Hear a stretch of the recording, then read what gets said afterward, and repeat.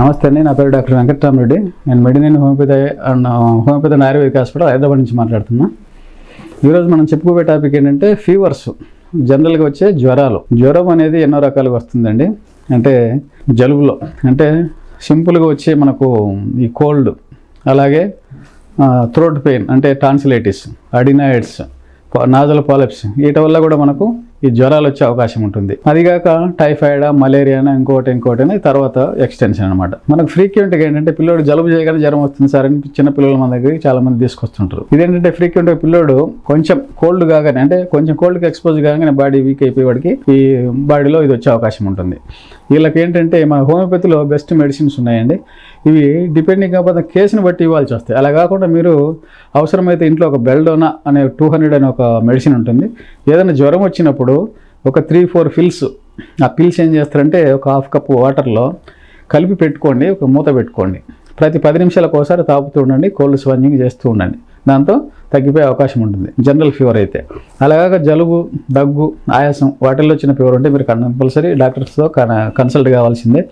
అలాగే టాన్సిలైటిస్ తోటి వచ్చే జ్వరమైనా ఇనిషియల్గా మీరు ఇంట్లో ఏంటంటే నైట్ ఏదైనా ఉంటుంది, ఆ నైట్ అంతా మీరు డాక్టర్ దగ్గర పరిగెత్తలేరు కాబట్టి ఈ బెల్డోనా 200 అనేది ఏదైతే ఉందో దాన్ని మనం ఒక గ్లాసులో చెప్పినట్టు 10 నిమిషాలు 15 నిమిషాలు ఒక్కొక్క స్పూన్ అదే చిప్ చేస్తూ ఉంటూ అది ఎప్పుడైతే అయిపోతుందో అప్పుడు పక్కన పడేసి ఇంకోటి అలాగనే కలుపుకోండి. అది 10 నిమిషాలకు ఒకసారి చేసుకోవచ్చు. కోల్డ్ స్పాంజ్ చేస్తే మీకు ఫీవర్ అనేది ఆ నైట్కు తగ్గిపోయే అవకాశం ఉంటుంది. కొందరికి ఏంటంటే 100-15-20 కేసెస్లో పర్మనెంట్గా అట్లా తగ్గిపోయే అవకాశం కూడా ఉంటుంది.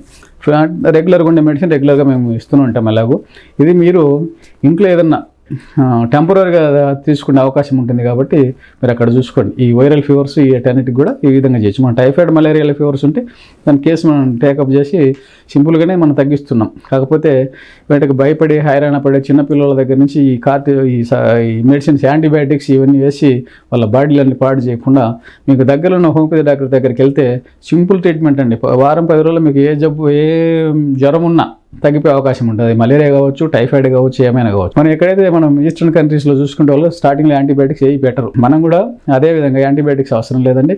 మన హోమియోలో యాంటీబయాటిక్ కన్నా బాగా పనిచేసే మెడిసిన్స్ ఉన్నాయి. కొందరు అపోహ ఏంటంటే దీంట్లో కార్డిజోన్స్ ఉంటాయో, స్టీరాయిడ్స్ ఉంటాయి అంటున్నారు. అటువంటివి ఏమీ ఉండవు మన దాంట్లో. దీని మీద ఎంతో రీసెర్చ్ జరిగి ఎంతో దాన్ని బయటపెట్టి ఏదో చేయాలనుకున్నారు, కానీ ఏమీ లేదు. కాబట్టి ఈ సింపుల్గా ఏదైతే జలుబు, దగ్గు, జ్వరాలు ఉన్నాయి ఇవన్నీ సింపుల్ కేసులు అండి. అంటే మా దగ్గరికి వచ్చే క్రానిక్ కేసెస్, హార్ట్ అటాక్లు కావచ్చు, హైపర్ కొలెస్ట్రాల్స్ కావచ్చు, లేదా క్యాన్సర్స్ కావచ్చు, ఇటువంటివి మేము చేస్తున్నాం. కానీ ఈ చిన్న మీ దగ్గర డాక్టర్ దగ్గరికి వెళ్ళి మెడిసిన్ తీసుకుంటే మీకు త్వరలేని ఉపశమనం కలుగుతుంది.